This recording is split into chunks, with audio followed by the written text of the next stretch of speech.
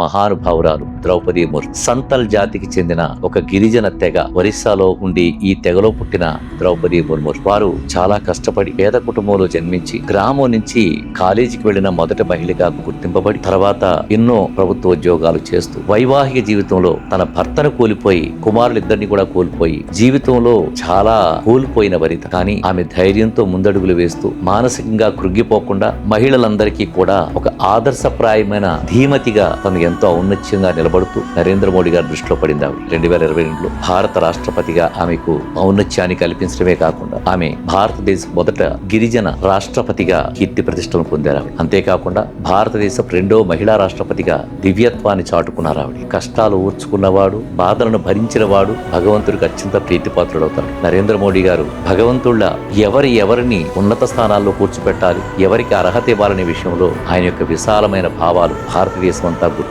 Bharatiya Janata party యొక్క ఔన్నత్యాన్ని, నరేంద్ర మోడీ గారి గొప్పతనాన్ని గుర్తించాలని నేను కోరుకుంటున్నాను. భారత్ మాతాకు జై.